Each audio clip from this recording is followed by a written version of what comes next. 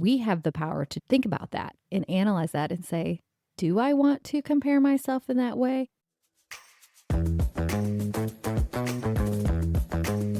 You're listening to Overwhelmed Working Woman, the podcast that helps you be more calm and more productive by doing less. I'm your host, Michelle Gauthier, a former overwhelmed working woman and current life coach. On this show, we unpack the stress and pressure that today's working woman experiences. And in each episode, you'll get a strategy to bring more calm, ease, and relaxation to your life. Hello, friend. Today we are again talking about comparison. We talked about comparison on Monday, so we're just doing a little comparison week, so to speak. If you haven't listened to Monday's episode, which is episode 189, you can go back and check that out. You don't have to listen to it before you listen to this one, but if this story resonates with you, you can find out more information about why we compare, what happens when we compare, and how to shift yourself out of it. I think comparison can sometimes be useful, but I feel like that's a sliver of the time. Most of the time, it isn't useful, and sometimes we do it unconsciously and make decisions based on that unconscious comparison. A couple years ago, I started going to this spin class. It was at a gym that I had newly joined, and it was really fun. I was new to it. I didn't really know how to do it right, but I loved the music and the energy, and especially the instructor. And I used to sit by this woman who ended up becoming a friend, and we would kind of commiserate about how hard it was, but in a good way. We loved it. We thought it was so fun. And eventually the instructor decided she was going to leave to teach at a new studio, cycle bar. You might have a cycle bar. So I followed her, and this was like the first one was at just a regular gym. It wasn't a super high-tech setup, but cycle bar is kind of like Soul Cycle. The bikes are all connected to a system. And so when I followed this same instructor, there was one difference in the class, and it was this giant leaderboard. So at every class, your stats were projected on the wall, your ranking in the room, your numbers, your place, all that stuff. And it was so crazy what happened, because the minute my effort was compared to somebody else's, and I saw that I was like, I would say I was usually 3/4 of the way down the board, maybe even lower than that. And the bikes all had numbers, so I could look at the person next to me and be like, how is she doing so much better than I'm doing? And I'm trying as hard as I can. So the comparison really sucked the fun out of it for me. If you think about same instructors bringing the same energy, the same kind of music, the same kind of workouts, everything was the same except for the comparison. So what had just brought me tons of joy and enjoyment a week earlier made me feel like, oh, I'm actually not good at this. I was wrong. I thought I was having fun and enjoying this, but I was wrong because now I'm not good enough. And so I never said, oh, I'm going to stop because I'm not on the leaderboard, but I found that I just kind of slowly stopped going. And when I look back now, I realize I let comparison steal my joy. Like, why does it matter if I'm at the bottom of the leaderboard, if I end covered in sweat and I really enjoyed myself and I loved the music and I loved the people in the class and the instructor?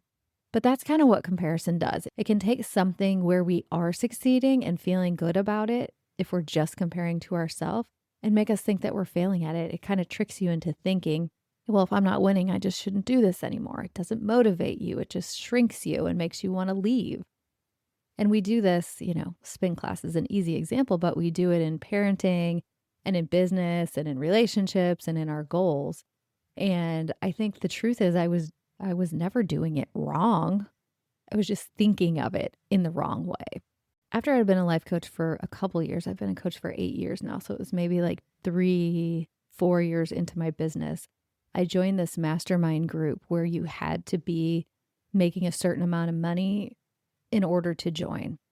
And every month, as part of being in this mastermind, everyone would talk about and actually fill in a spreadsheet that everyone else could see of how much money you made that month and how your business was doing. So the grading system was based on like how much income you had brought in. And the goal was to help us grow our businesses. So I think it makes sense to measure that on money. But what I found is when I got into that mastermind, I was like, oh my gosh, this means I'm really doing it. Like, I'm successfully owning this business. I'm making enough to support my family. I was so excited about it. And then once I got in, it was leaderboard syndrome all over again. And it really made me compare myself to others. There are people in this class making millions of dollars, and suddenly what I thought was successful and great made me feel like I shouldn't even be here.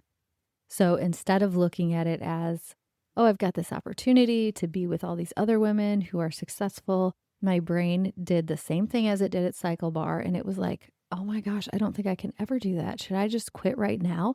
Made me totally forget the impact that I was having on women's lives who I was helping, made me totally forget the lifestyle that I was able to create for myself because of this business, meaning I can go to my kids' soccer games. I can drop my kids off at school. I can not work on the weekends. It made me forget all of that because the measuring stick was suddenly, how much money are you making?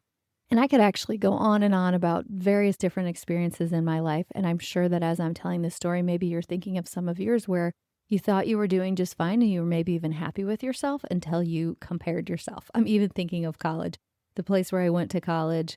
It's kind of like if you do well in high school and then you go to a good college and you get to college and you're like, oh my gosh, everybody here is smart and does well. And then you get through college and you get used to that. And then you go to graduate school and it's the same thing all over again. It's like you keep getting put in these pools where you try to rank yourself. And if you compare yourself too much, you can just end up, quitting Cycle Bar, that equivalent of life. So I'm sharing these two stories with you just to remind you that comparison does happen. I talked about this on the Monday episode 189, that it's just part of how our brain works, and it helps us try to find our place by seeing who's better or worse, air quotes on both of those. And what we have the power to do is to think about that and analyze that and say, do I want to compare myself in that way? What about me? What's my measuring stick? What's the most important thing for me? So for example, in that business group, maybe my most important measuring stick was, can I go to my kids' soccer games and have a successful business? And maybe somebody else's was, can I make the maximum amount of money that I can make? Because that's more important to me than being able to go to my kids' soccer games. Like everyone is running their own race, playing their own game. So focus back in on what success looks like for you and make your decision based on that. If you're feeling overwhelmed and you don't exactly know why, comparison could be one of the things. It could be people pleasing. It could be your time management. There's lots of things that it could be. And I just want to remind you that I have a free quiz, which I'll put the link to here, that can help you figure out the main cause of your overwhelm. And it doesn't just tell you the problem, it tells you what you can do about it. There are some worksheets. There are specific podcast episodes. So if you're feeling overwhelmed, you can take that free quiz to find out why. Okay, have a great week. See you next week. Thank you for listening to the Overwhelmed Working Woman podcast. If you want to learn more about my work, head over to my website at michellegothier.com. See you next week.